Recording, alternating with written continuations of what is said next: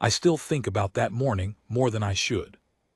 It comes back to me at strange times, when I'm waiting for a kettle to boil, when I see a man in a long coat standing too still on a train platform.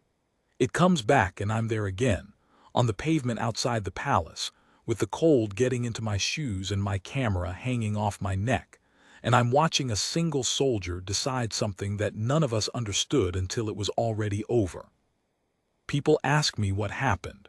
I tell them, and every time, somewhere near the end, they go quiet, because they expect a story about a guard who got in trouble. That's what the morning looked like for about 90 seconds. It looked like a man who just thrown his whole life away in front of the Queen of England. It wasn't that, it was the opposite of that. But let me start where it started, properly, from the cold. It was a Tuesday in late February, and London couldn't decide what it wanted to be. The sky was that flat, pressed-down gray you only really get in winter here, the kind that doesn't rain so much as hang. There'd been a drizzle earlier, fine as breath, and the pavement still had that dark, wet shine to it. Not enough to send the tourists home, just enough to make everyone look slightly miserable in their photos. I was there for work, sort of. I do freelance street photography, the unglamorous kind, stock libraries, the odd travel blog, anything that pays. February is dead for it, so I dragged myself out to the mall to shoot the changing of the guard because at least that's reliable. Tourists always want those pictures. Bearskin hats, red tunics, the whole postcard. I got there early, habit. The crowd builds slowly outside Buckingham Palace, and if you want a clean spot at the railings you can't turn up at the last minute. By 9:30 there were maybe 200 people pressed along the front, more arriving every few minutes off the tube. A school group in matching high-vis vests, their teacher counting heads. A couple of American families.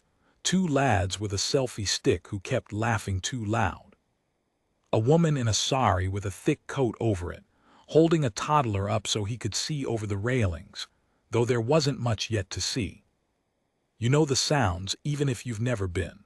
The traffic going round the Victoria Memorial in a slow, wet hiss. Pigeons. The clack and whir of 100 phone cameras, that fake shutter noise they all make. Somebody's pram with a squeaky wheel going back and forth, and under all of it a kind of hum. The hum of a lot of people standing in one place waiting for something, not quite sure when it'll happen. The guards were already on. They always are. People think the soldiers only turn up for the ceremony, but they're there the whole time, standing their posts in their sentry boxes and at the doors, still as statues while half the world points cameras at them. There's something almost unfair about it when you watch closely. A man doing his job, and the job is to be looked at and prodded and laughed near and never, ever react. I'd shot them dozens of times. I thought I knew the routine. That morning one of them caught my eye, not because he was doing anything, because of where he was. There's a door at the side of the palace that most of the tourists never even notice. It's not the grand one. It's a smaller, plainer door set back from the forecourt, off to one side, and the guard who stands near it isn't part of the show the way the front ones are. The crowd's attention goes to the center, to the gates and the big windows, and this man was a little apart from all that, half in shadow under the stonework.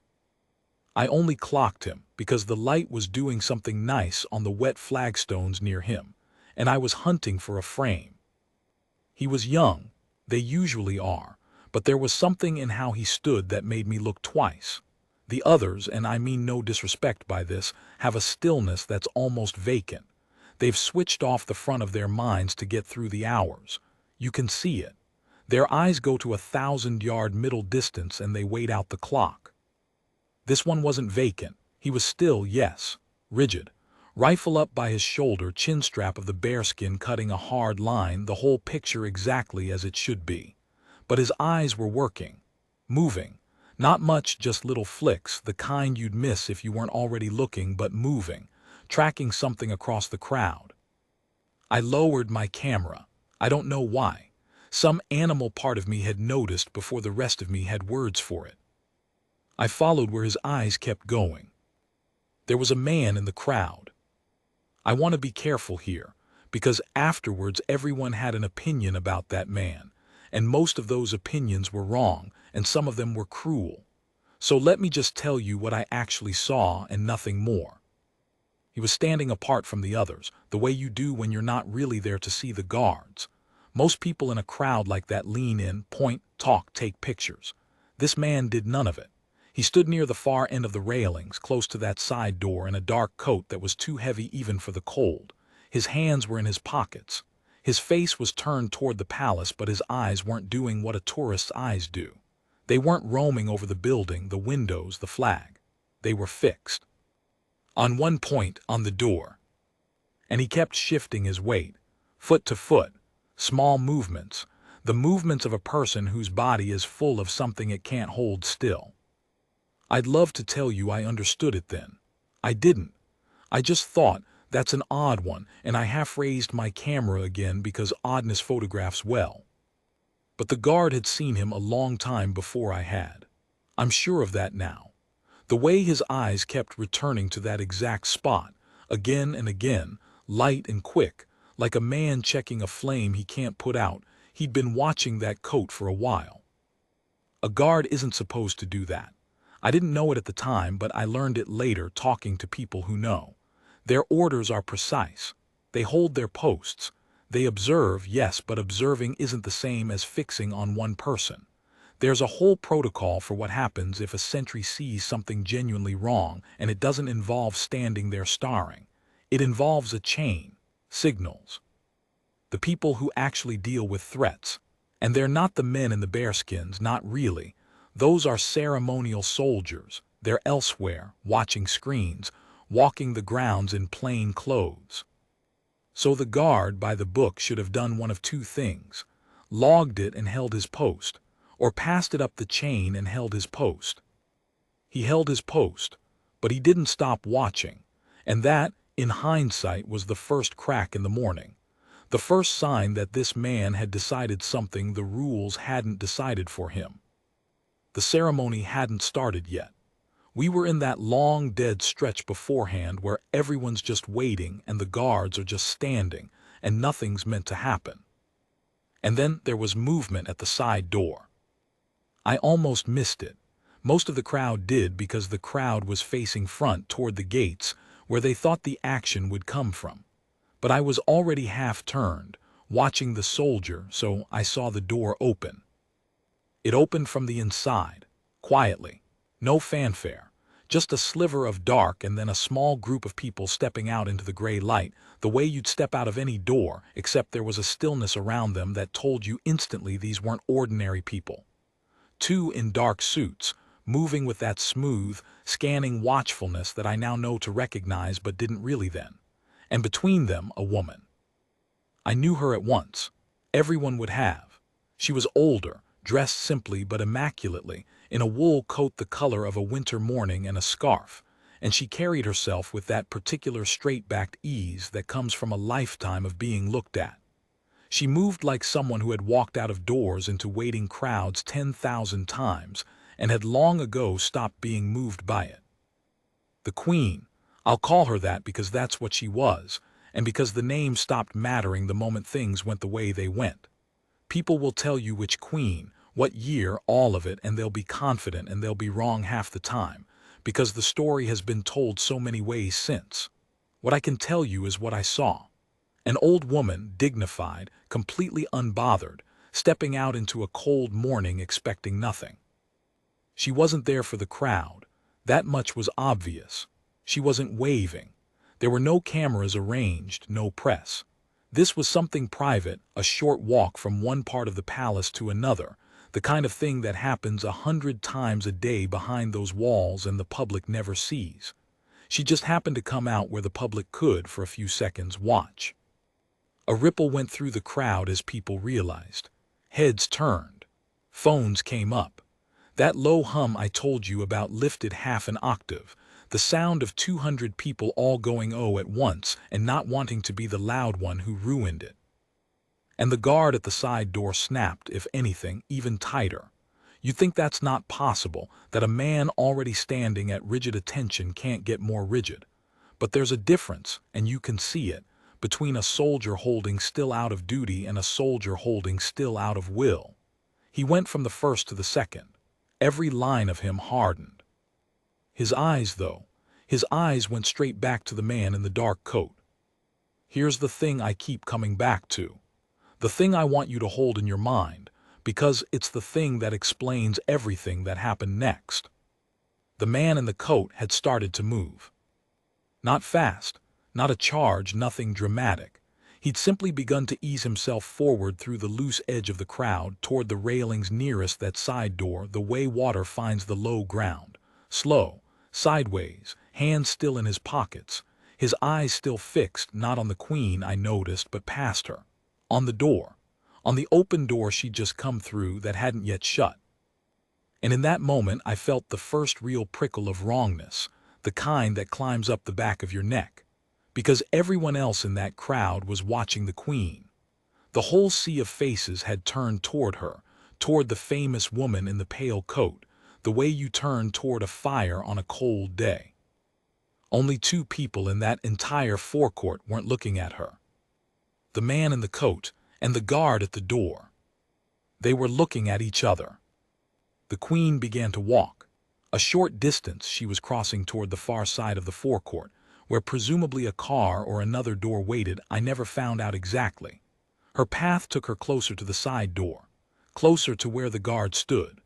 Closer, though I don't think she had the faintest idea of it, to the man in the dark coat who had stopped now, gone still again, at the railing's edge, his weight forward on the balls of his feet like a sprinter in the blocks. And the guard did something I had never seen a guard do. He turned his head. It's nothing when I say it like that. People turn their heads all day long, but you have to understand what these men are. They don't turn their heads. They hold a fixed front and they let the world go by in the corner of their eyes, and the whole point, the whole iron discipline of it, is that they do not break the line. I'd photographed them for years. I had never once captured a single one of them moving their head while on post. This one turned his head and looked directly at the man in the coat, openly, a clear, unmistakable "this is not a drill" look, holding it. And the man in the coat froze. For one long second, the two of them just stared at each other across the wet stone, soldier and stranger, and I swear the air changed. I can't explain it better than that. You know how a room goes wrong before anyone said anything. It was that, but outdoors, in a crowd of hundreds, and almost nobody else felt it because almost nobody else was looking the right way. I had my camera up. I don't even remember lifting it. I just remember my finger on the shutter and not pressing it because some part of me knew this wasn't a photograph. This was something happening. And that's when the Queen spoke to him. She'd come level with the door, you see, close to the guard. And whatever she'd noticed, maybe just that he'd broken his posture, maybe that his head had turned, maybe nothing more than that a soldier was standing not quite as soldiers should, she paused. Half a step, and she said something to him. I was too far to hear the words exactly then. I learned them later, more or less, from people closer than me and from what came out afterward. But the meaning was plain even from where I stood, from the small gesture of her gloved hand, a light, almost gentle motion toward the side, toward the door behind him. She was telling him to move, to step aside, whether she wanted to use that door or simply wanted the man standing oddly to compose himself and shift back into line, or whether, and this is what most people decided afterward, she'd seen his broken posture and given a quiet, kind, queenly little instruction to set himself right. I genuinely don't know. None of us in the crowd knew. We just saw the most famous woman in the country stop and turn to a young soldier, and with a small, graceful movement of her hand, tell him to move from the door. It was the most ordinary thing in the world. A monarch speaks, a guard obeys. That's the entire arrangement, isn't it? Centuries of it. He should have stepped aside in one crisp motion, and the morning should have rolled on, and I'd have no story to tell you. The crowd held its breath to watch him do it. Phones up. That delicious little anticipation of seeing a real soldier respond to a real queen, the kind of clip that gets 1 million views. And the guard did not move. I want you to feel how that landed. 200 people, maybe more. The Queen herself. A direct instruction given with a small wave of a gloved hand. And the young man in the bearskin stood there and did not obey. A second went by, then another. The Queen's hand was still half raised. Her head had tilted, very slightly, the way you tilt your head when something hasn't gone the way it always goes. One of the suited men beside her shifted his weight. I caught that, even then, that flicker of a professional realizing something was off script. And a sound went through the crowd. Not words, just an intake. A collective little gasp, and under it a murmur starting up, the sound of people turning to each other to check they'd seen what they'd seen. Did he just? He's not moving. Why isn't he moving? Somebody laughed, nervous. Somebody else hushed them. Because here's what it looked like. It looked like defiance. It looked like a young soldier in front of the whole world, in front of his queen, planting his feet and refusing her to her face. It looked like the end of a career, or worse. It looked like the kind of thing that doesn't happen, that can't happen, and yet there it was happening in the cold gray light with everyone watching. I had my camera up and I was shaking. I could see him perfectly now. His jaw was set so hard I could see the muscle of it standing out below his ear. His eyes, and this is the part I'll never forget, the part that told me the truth a half second before everyone else got it. His eyes were not on the Queen at all. He'd given her a single glance when she spoke, the smallest acknowledgement, and then his eyes had gone straight back, hard and locked, to the man in the dark coat, who had started moving again. It happened fast after that, and slow at the same time, the way these things always do. The Queen took the guard's stillness for what any of us would have taken it for: a hesitation, a lapse, a young man frozen by nerves in front of his sovereign. Her face softened, almost amused, and she made the small gesture again, kinder this time. Come now, step aside, the way you'd encourage a child who'd forgotten his lines. And the man in the coat closed the last of the distance to the railing. His right hand came out of his pocket. I didn't see what was in it. I want to be honest with you about that, because afterward 100 people swore they saw 100 different things, and most of them were lying or frightened or just filling in the blank their eyes had left. I saw a hand come out of a coat fast, and I saw it holding something dark, and I saw it move up and toward. And the guard moved. And the strange thing, the thing my brain has replayed 1,000 times trying to make sense of, is that he didn't move toward the man in the coat first. He moved toward the Queen. It was one motion. I've tried to break it down since, frame by frame in my head, the way I'd study a photo, and I can't. It was too fast and too whole. 1 second he was standing rigid at his post, defying a direct order in front of 200 people. The next he had crossed the few feet between himself and the most famous woman in the country, and he had put himself between her and the railing, between her and the man, between her and whatever was in that hand. His rifle came across his body, not aimed, not fired, held flat like a bar, like a gate slamming shut. His shoulder dropped. His whole frame turned into a wall of red wool and dark fur and bone, and he drove that wall sideways, hard in front of the Queen, and the only word I have for it is covered. He covered her. The way you'd throw a coat over a flame. The way you'd reach across a child in a braking car without thinking, the oldest reflex there is. And he was shouting. Not words I could make out, not at first. Just a voice, and that shocked me almost as much as the movement, because these men are silent. They are famously, eerily silent. And now this one was roaring, a hard, short bark of sound that cut through the crowd's murmur like a slap. Later I'd learn it was a challenge, a command, the kind of thing soldiers are trained to shout. Stand back, get down, hands, I don't know exactly. In the moment it was just noise and force, and a young man becoming, in front of my eyes, something completely different from the ornament we'd all come to photograph. The crowd's gasp turned into something uglier. A scream, somewhere off to my left. The instinct of 100 people to recoil all at once. A physical shove backward through the bodies, and people stumbling, the pram with the squeaky wheel jolting, somebody's coffee going across the wet stone in a brown splash. And the man in the coat. He didn't get his hand up. That's the part nobody believes when I tell it, because everyone wants the dramatic version, the lunge, the struggle. But it wasn't like that. The guard had moved before the hand was even fully clear of the pocket. He'd been watching that coat for so long with such patience that when the moment came, he was already a half-second ahead of it. He didn't react to the threat. He'd predicted it. He was moving while the rest of us were still realizing there was anything to move from. The two suited men, the close protection, the real ones, the ones who actually do that job, they were good, I'll say that. They were fast. But they were a beat behind him. A single beat. They'd been doing exactly what they were trained to do, which was to watch the immediate space around the Queen, the people right next to her, and the threat hadn't come from there.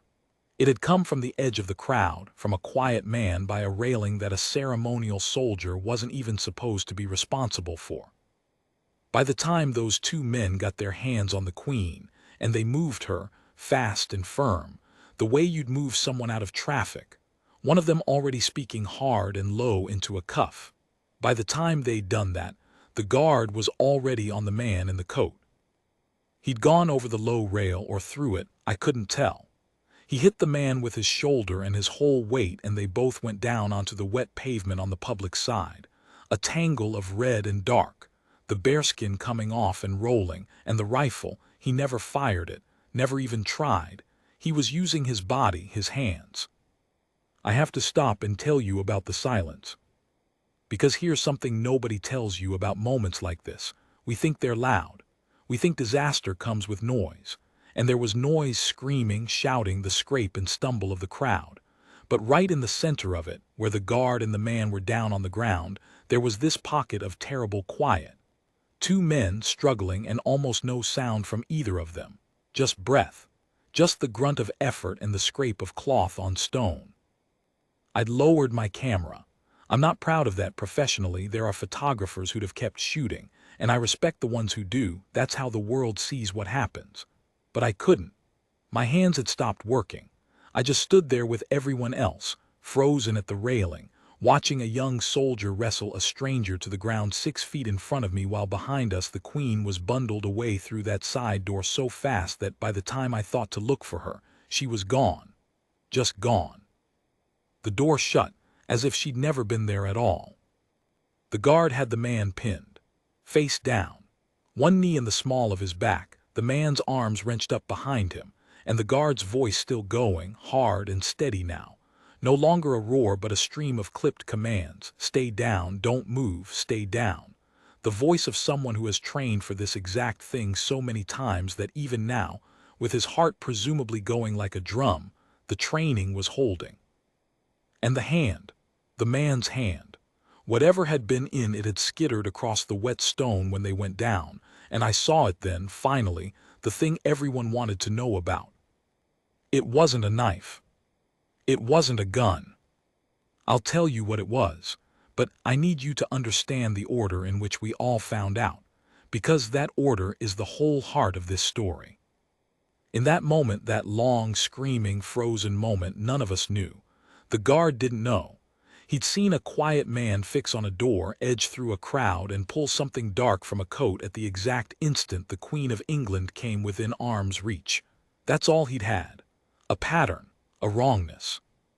The same prickle on the back of the neck that I'd felt, except he'd felt it 20 minutes earlier and he'd had to stand there silent at his post, watching it grow, knowing he wasn't supposed to act, knowing the rules said hold the line, pass it up the chain, don't break, don't move. And then she'd told him to step aside, to move from the door, the one place he could see the whole thing from, the one spot from which he could reach her in time. If he'd obeyed, and every instinct of his training, of his entire life as a soldier, screamed at him to obey, he'd have stepped back into the shadow of the stonework, out of the line, a good and disciplined soldier doing exactly what his sovereign told him. And he'd have been 4 feet too far away and a half-second too late. He'd done the maths in his head in the time it takes to blink. Obey and possibly fail her.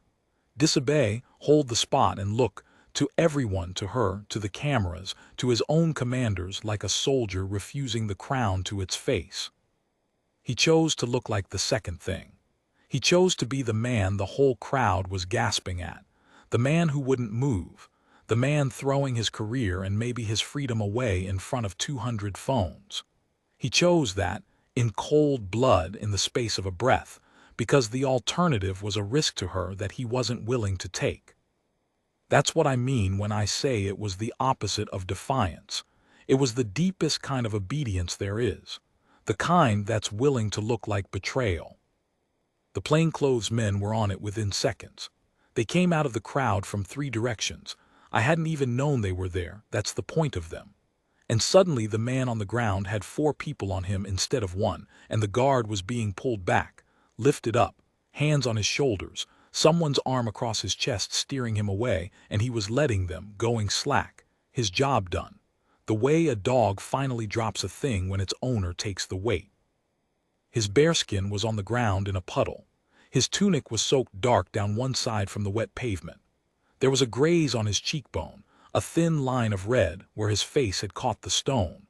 He was breathing hard, and his eyes were doing that thing eyes do after the danger's past and the body suddenly remembers to be afraid, going wide, then unfocused, then snapping back, the adrenaline turning to something colder in his blood. Around us the crowd had gone from frozen to frantic. People were shouting now, some crying, the school group's teacher herding the high-vis vests backward with both arms spread wide, the woman in the sari clutching her toddler against her chest, with the child's face pressed into her shoulder so he wouldn't see. Phones everywhere, up high, recording, the screens a field of little bright rectangles all pointed at the same patch of ground. Somebody near me kept saying, "Oh my God, oh my God, oh my God," very quietly on a loop, not to anyone. And the man on the ground had started to speak. I couldn't hear most of it. There were too many people now, too much noise, and they were already getting him up onto his knees, then his feet, controlled and careful, arms locked. But I was close enough to catch the shape of it, and what I caught chilled me in a completely different way than everything that had come before. He wasn't fighting anymore. He wasn't even angry. He was crying. This man, this dark-coated stranger we'd all just watched get tackled by a Queen's guard, was sobbing, and the things he was saying weren't threats. They were a kind of broken babble. I only wanted, I had to, somebody had to listen, over and over, the words tumbling out of him in the high, cracked voice of someone who had come completely apart. And the thing on the ground, the dark thing from his hand, that the plainclothes men were now photographing and bagging with gloved hands. It was a phone, sort of. It was a phone taped to something, wrapped in dark tape with wires. Now, I'm going to tell you what it turned out to be, because you deserve the truth and not the rumor, and the rumor is uglier and simpler than the truth, the way rumors always are. It wasn't a bomb, not a real one. I need to say that clearly because for about 3 hours that morning, half of London thought it was, and the headlines that flashed up on phones across the crowd within minutes said exactly that, and people were terrified, and you can't blame them. But it wasn't. It was a fake, a dummy, a phone taped to a block of modeling clay with wires running to nothing, the whole thing built to look like the most frightening object a human being can hold up in a crowd. The man had made it himself. He'd carried it to the gates of Buckingham Palace and he had pulled it out of his coat at the worst possible moment, and what he'd wanted, what he kept sobbing over and over as they walked him away, was not to hurt anyone. He had wanted to be seen. He was, it came out later, a deeply unwell man. A man who had been failed in about every way a person can be failed, by every system that was supposed to catch him, who had spent years trying to be heard about something, a wrong done to him, a help he needed. The details came out slowly, and they were sad in the ordinary, grinding way that real things are sad rather than the dramatic way films are. He decided, in the broken logic of a mind that had run out of other ideas, that the only way to finally make the country pay attention was to do something at the one place the country can't ignore. He hadn't meant to harm the Queen. In his confession, he was horrified at the idea. He'd meant to be arrested. He'd meant to make the news. He'd meant, in some terrible childlike way, to be picked up and held and made to matter, even if the only arms that would do it were the arms of the law. He'd just chosen a method that, from the outside, in the half-second anyone had to read it, was indistinguishable from the worst thing imaginable.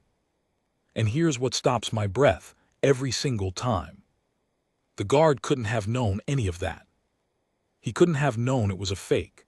He couldn't have known the man was unwell rather than evil, that the object was clay and not death, that the sobbing stranger wanted to be caught rather than to kill.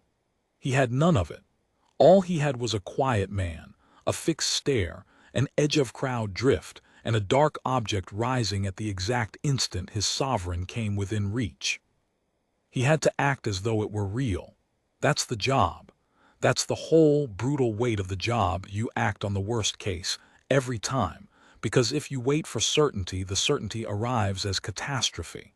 He put his body between a woman and what he had every reason to believe was a bomb.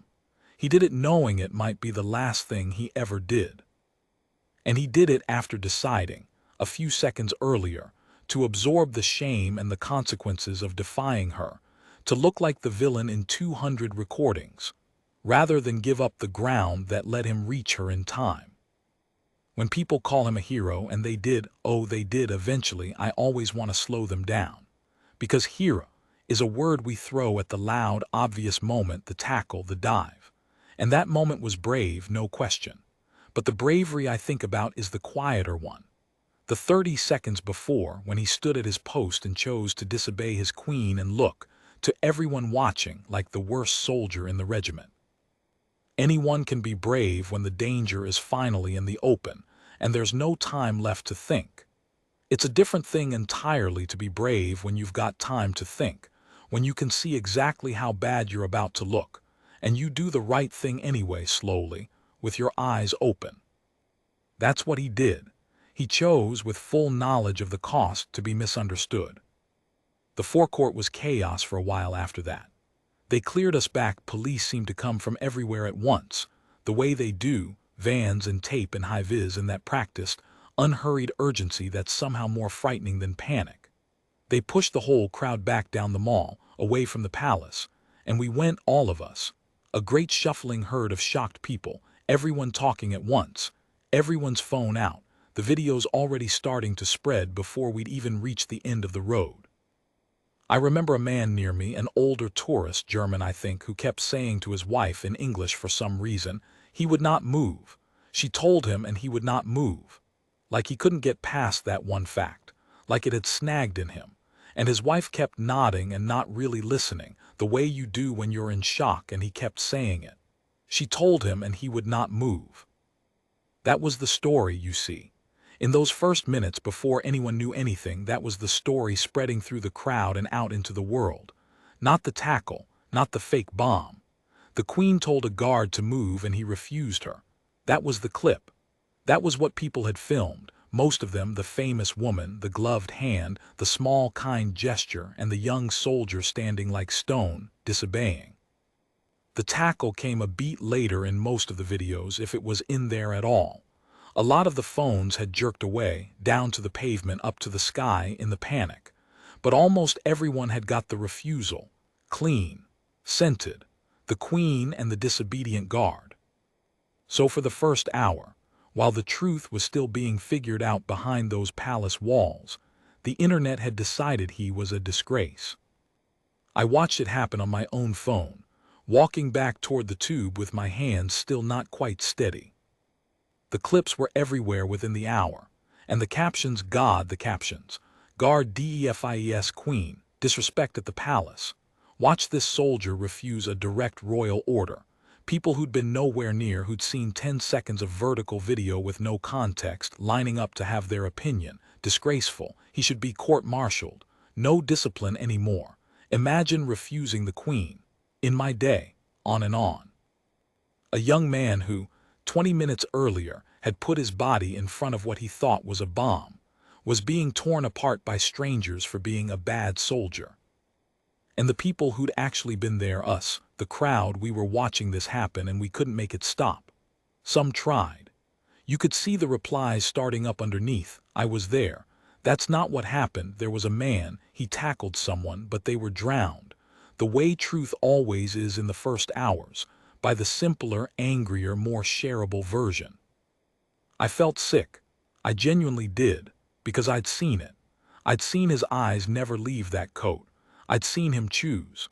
And here was the whole world deciding he was the opposite of what he was, on the strength of 10 seconds and no understanding at all. I thought about the man's face, the graze on his cheek, the way he'd gone slack when they took the weight from him. I thought about how he didn't know, even then, walking away in the grip of the plainclothes men, that he was already being branded a coward and a fool across a million screens. He'd find out later. He'd come down off the adrenaline, probably in some back room, being debriefed, and someone would show him his phone, and he'd have to sit with the fact that he'd done the bravest thing of his life, and the country thought he'd shamed himself. That's a particular kind of cruelty, isn't it? To do right and be punished by being misunderstood in public at scale, instantly. But the truth was moving too, slower. It's always slower, but it was moving. Because there were 200 of us, and some of us had got the whole thing, not just the refusal. Somewhere in that crowd, more than one phone had stayed steady through the panic and caught the part the angry captions left out: the man in the coat, the hand, the dark object rising, and the guard going over the rail like a thrown spear. And those clips started to surface, one by one, underneath the others. Quieter at first, then not quiet at all. And the framing began to turn.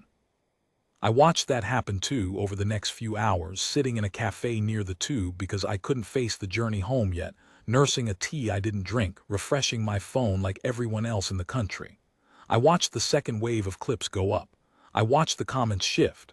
Wait, there was a man, look, bottom left, he pulls something out. Oh my God, he wasn't refusing her. He saw the threat. He stayed because that was the only spot he could reach her from. This man is a hero, and we owe him an apology. The whole internet, the same machine that had spent an hour calling him a disgrace, swung the other way like a great weather vane catching a new wind. By early afternoon, the captions had flipped. Guard IGNORES, Queen's order to stop attacker. The real story. Watch what he saw that we didn't. The same footage. The same 10 seconds of a soldier standing firm while a gloved hand waved him aside. Only now it didn't look like defiance at all. Now it looked like exactly what it was. It hadn't changed. He hadn't changed. The only thing that had changed was how much we understood. And that, I think, is the thing I most want you to take from this. The whole of it, really, in one idea. We watched a man do the bravest thing, and we called it the worst thing because we didn't have the full picture. And then we got more of the picture and we called it the best thing. But he was the same man the whole time. He'd done the same act for the same reason with the same courage in the same cold morning. The only variable was us, our knowledge, our willingness to assume the worst of a man standing still. How many times, I've thought since, do we do that to people? Watch 10 seconds, decide, pour our certainty out onto someone whose reasons we cannot possibly see. He just had the bad luck or the strange grace to have it happen to him in front of the whole world with cameras, so that the correction came too fast and public and complete. Most people never get the second wave of clips. Most people just get judged on the refusal and never forgiven. He got lucky, if you can call any of that lucky. But I'm getting ahead of myself, because I haven't told you what happened to him, or what happened to the man in the coat, or the thing the Queen did 3 days later that almost nobody filmed, and that meant more than all of it. They didn't let any of us go home for a while. That's a detail people forget about days like that. We think the drama ends when the danger does. It doesn't. The danger ended in about 40 seconds and then there were hours. Police taking names. People queuing, actually queuing, very British, even then, to give statements to officers with clipboards near the tape line. I stood in that queue for the better part of 2 hours, the cold properly in me now, my tea long gone, and I gave my account to a young constable who wrote it down without much expression and then asked, almost gently, if I was all right. I said yes. I wasn't. Nobody was, but you say yes. I asked him while he had his pen out what would happen to the guard. I don't know why I asked him. He wouldn't know. But I needed to say it to someone official, needed to plant the question somewhere it might matter. The soldier, the one who didn't move, is he in trouble? The constable looked at me for a second, and he said something I've kept. He said, I'd imagine that depends on how many people understand what they saw. Then he moved on to the next person in the queue. I think about that line as much as any other from that day. It depends on how many people understand what they saw. As if the truth of what the guard had done wasn't fixed. As if it could go either way, not based on what happened, that was settled, that was concrete. A man had shielded a queen from what he believed was a bomb, but based on whether the rest of us could be made to see it. The act was the act. Its meaning was up for a vote. The man in the coat, I'll tell you what became of him because I promised and because it matters. His name came out eventually the way these things do, though I'm not going to use it. He wasn't a terrorist. He wasn't part of anything. He was, as I said, a man who'd been unwell for a long time and had fallen through every gap there is. There'd been a council dispute years back, a flat, a debt, a thing that to him had become the whole shape of his life and to everyone else was a closed file. He'd written letters. He'd turned up at offices. He'd been moved on, signed off, referred, lost.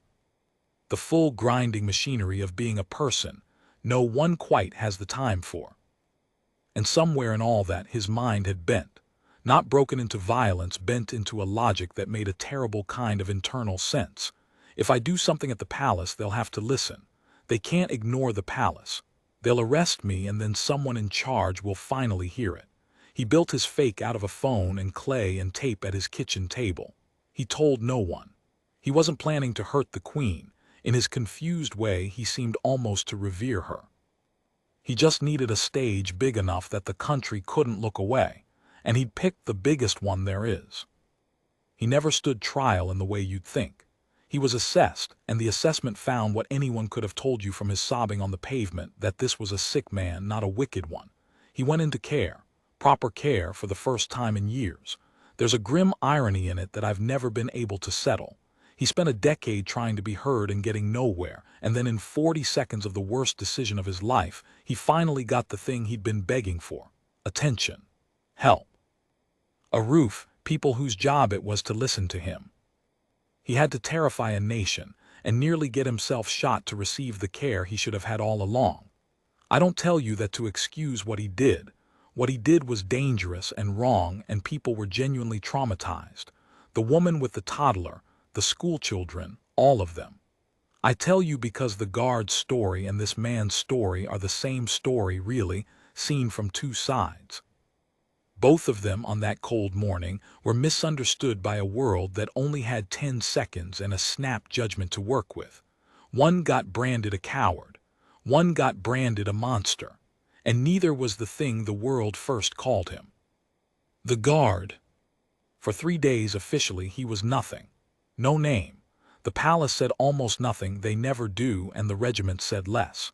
There was a short, careful statement about an incident, a security response, an individual detained, the royal party safe and well. The kind of statement designed to close a door rather than open one. And in the absence of anything real, the internet did what it does and chewed. But the second wave of footage had done its work by then. The flip had held. By the time the official silence broke, the country had already decided on its own that the young man who wouldn't move was a hero, and woe betide anyone in authority who tried to suggest otherwise. There were front pages. There were the inevitable people demanding he be given a medal by lunchtime. There was a petition, because there's always a petition. His face, they'd found it by then.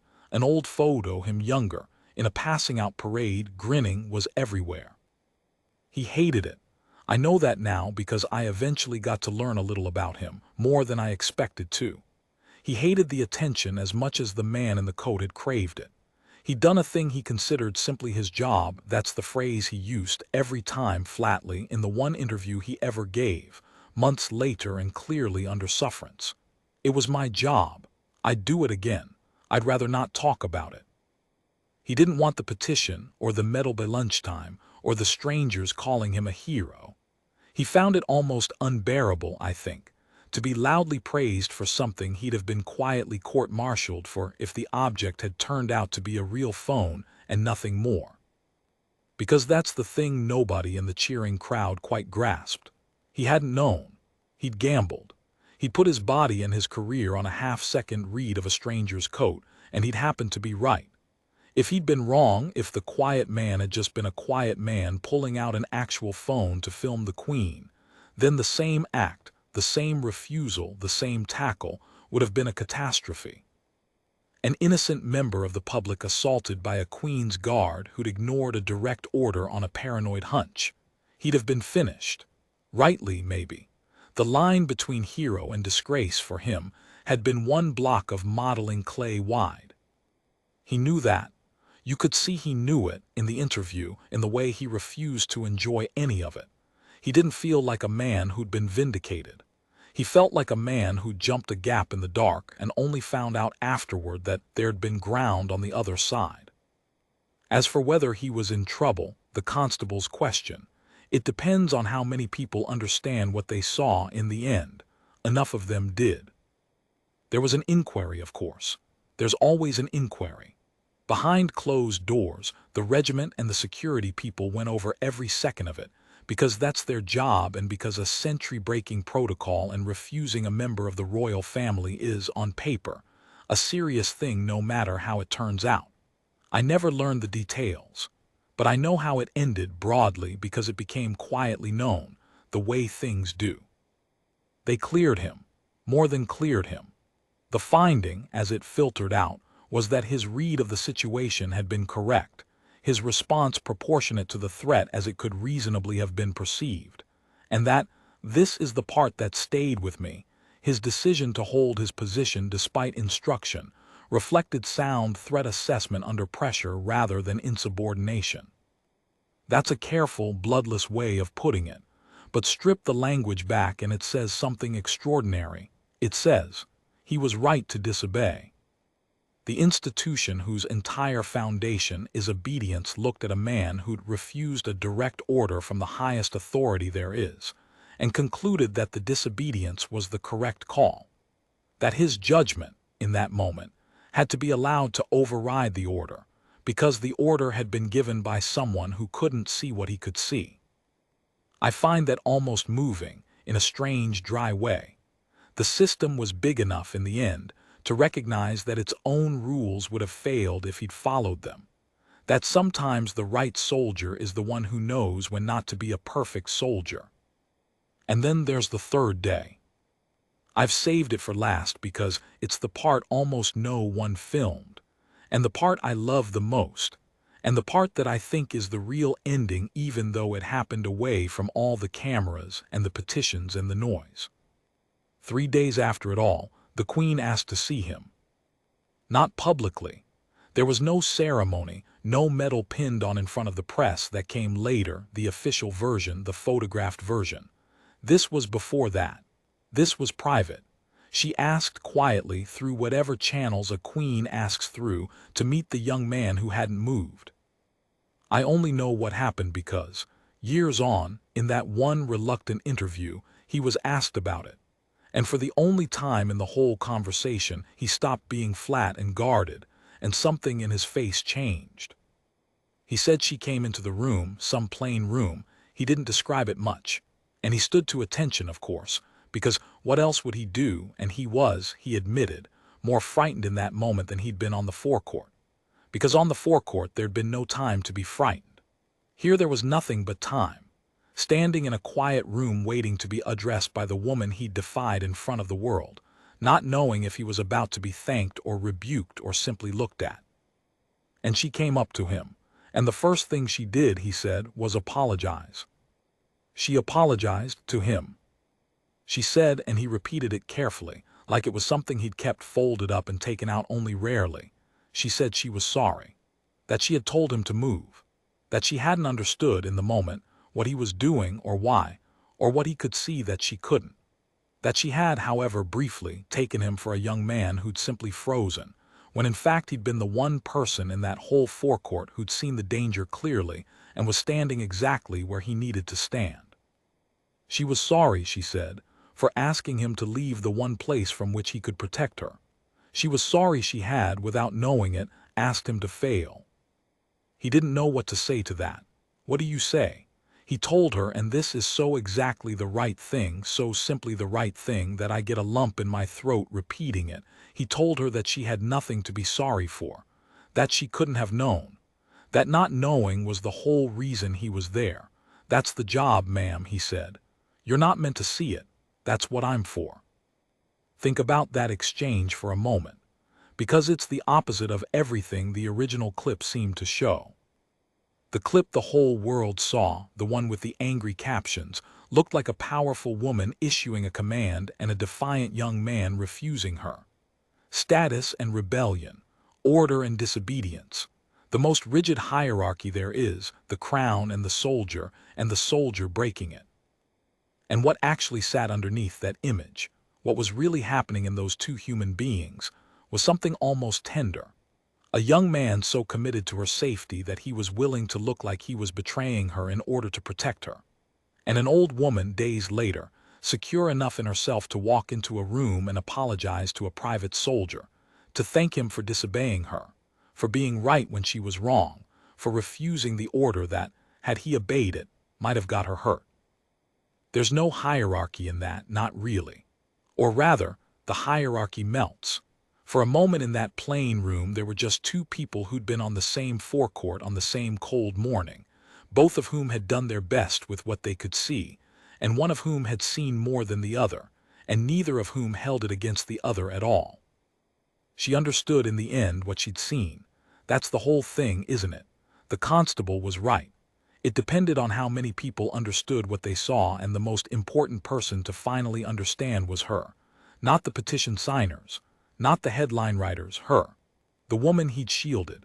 She got the second wave of clips in her own way, in her own time, and when she understood, she didn't issue a statement or pose for a photo. She found a quiet room and a young man, and she told him she was sorry. That's not in any of the footage. Nobody monetized it. It just happened between them, and then it was over, and the world went back to arguing about medals. I never spoke to him. I want to be honest about that. I've told you this whole story as a witness, not a friend.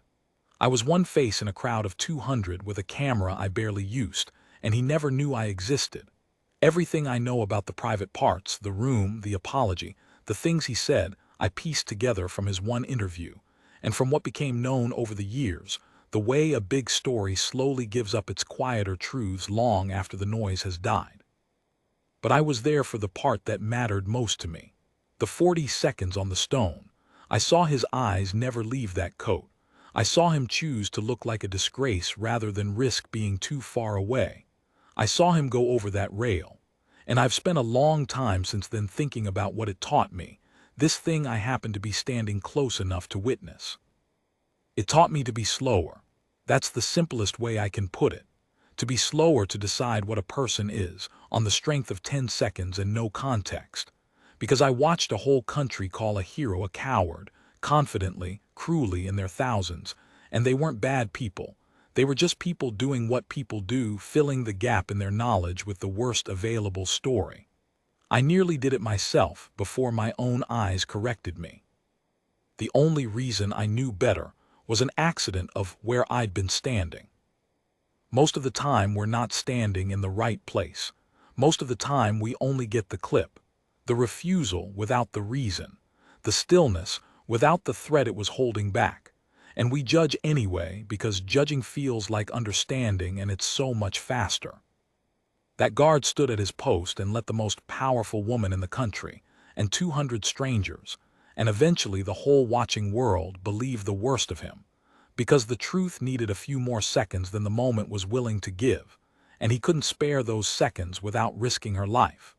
He carried the misunderstanding so she wouldn't have to carry the danger. And he trusted, or maybe he didn't even trust, maybe he just hoped that the truth would catch up eventually. It did slowly, the way it does.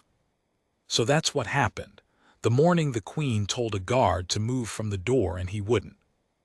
People still send me the clip sometimes when it does its rounds again, which it does. Every year or two someone rediscovers it and off it goes. And it still, even now, surfaces first in the angry version. Watch this soldier refuse the Queen, still, after everything, because the angry version is faster and the truth is always a few seconds behind. And whenever I see it, I think of him standing in the cold with his jaw set, choosing to be misunderstood. And I think of her, 3 days later in a quiet room, saying sorry. And I think about how the same 40 seconds can be the worst thing you've ever seen or the bravest, depending on nothing but how much you let yourself learn before you decide. He never moved from that door. The whole world thought it knew why. The whole world was wrong until it wasn't.